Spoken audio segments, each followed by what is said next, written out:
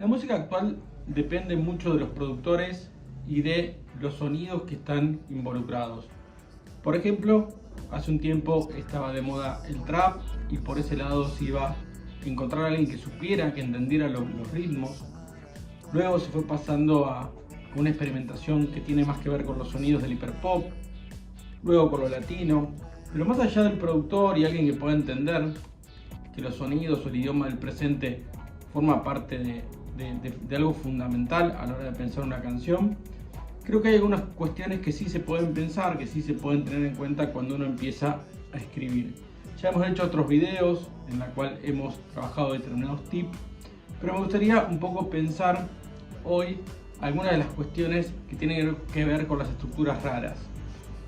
Una de ellas, uno lo puede ver por ejemplo en canciones muy comerciales, pero que sin embargo dan un determinado criterio sobre eso. Uno podría tomar la canción Miénteme de Tini Becerra y ver cómo a los 40 segundos exactos de la canción aparece el puente.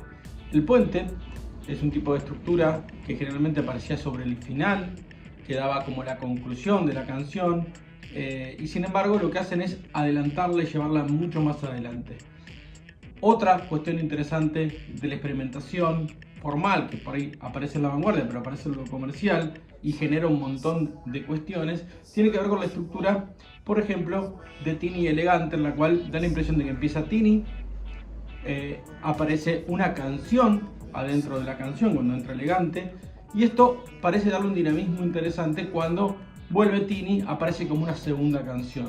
Y así podemos empezar a encontrar un montón de detallecitos, cuestiones que tienen que ver con darle vueltas y conocer los elementos que tiene una canción y poder hacer que no aparezca en el orden habitual. Esa sorpresa, esa cuestión inesperada, hace justamente que la atención o que nosotros tengamos lo que se llama un cisne negro, es decir, una pequeña novedad en algo que sin embargo sigue siendo reconocible para quien lo está escuchando.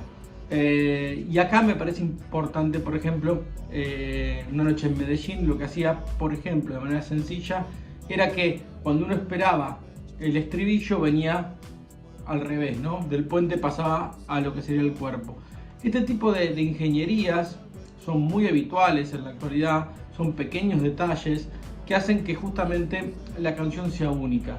Y acá aparece, creo, que un primer criterio muy interesante a la hora de pensar, un primer tic, que es encontrar la idea de la complejidad y la singularidad de esa complejidad, que sea única en nuestra canción y a su vez que sea reconocible, que tenga un género que nosotros nos permita identificarla y que nosotros podamos entender que, digamos, que forma parte de un código, de algo que se pueda entender rápidamente. Obviamente, para hacer eso, uno tiene que reconocer las partes básicas de una canción. En principio uno podría pensar el primer contraste que se da entre el estribillo y el cuerpo, es decir, un cuerpo que va de alguna manera construyendo una historia y un estribillo que nos fija el sentido. Acá podemos ver cómo uno podría pensar empezar con el estribillo, empezar con el cuerpo. Si la canción tradicional contaba una historia en el cuerpo y focalizaba en el estribillo, uno podría pensar justamente en lo contrario, es decir, empezar con el estribillo, empezar con la conclusión y luego retrotraerse a la historia para explicarla. Otra cuestión básica u otro elemento básico tiene que ver con pensar la progresión temática, es decir, qué relación hay entre este cuerpo y este estribillo. Si la primera estrofa y la segunda ya hay una continuidad, si la primera se conocieron, en la segunda ¿qué? Se separaron, entraron en otra etapa. Los estribillos se repiten exactamente igual, tienen alguna diferencia, y obviamente el puente, que era este mecanismo interesante, que era antes del segundo estribillo se aparecía como una especie de parte distinta, que lo que terminaba haciendo era llevando la historia a otro nivel. Creo que esto es importante, empezar a pensar las partes que tiene una canción, las partes y cómo ordenarlas para generar justamente que nuestra canción sea única, pero a la vez sea reconocible. No sé qué, la cuestión o el planteamiento de esta serie de videos que vamos a pensar ahora de cómo hacer una canción es empezar a buscar y a debatir cuestiones concretas. Abajo les dejo para que ustedes comenten qué temas les gustaría que trabajemos y qué tipo de estructuras suelen usar ustedes. Creo que la conciencia en principio de esta estructura puede permitir armar como esta ecuación de sentido para ir avanzando.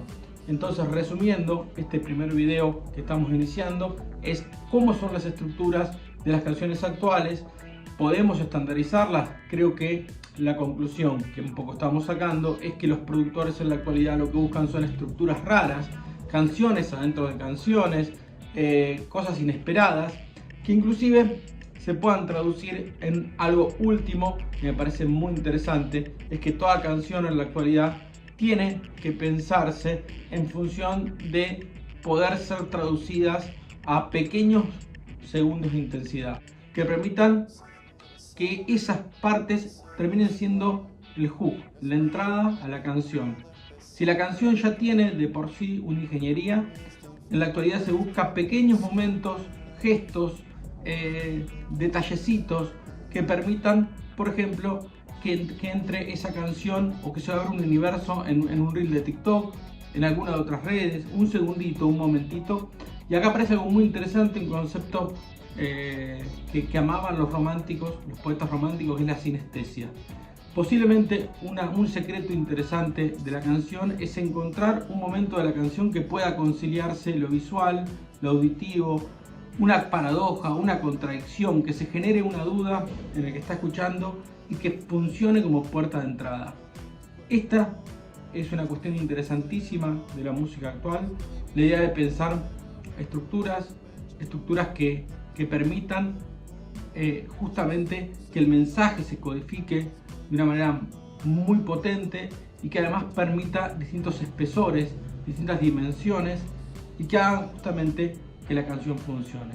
Volviendo todo atrás, si bien un productor pareciera clave para sonar a presente, para sonar en el oído del que está escuchando como algo reconocible, también un músico, uno podría pensar, esto lo cuenta Litquila cuando da sus entrevistas de cómo empezó a escribir, por su obsesión, por la investigación, por entender justamente las partes de una canción y sus subpartes, encontrar la manera de armar nuestra canción para que sea reconocible para un oído, que tenga que ver con el presente, que sea pertinente lo que se diga con el momento histórico y también que sea único y singular.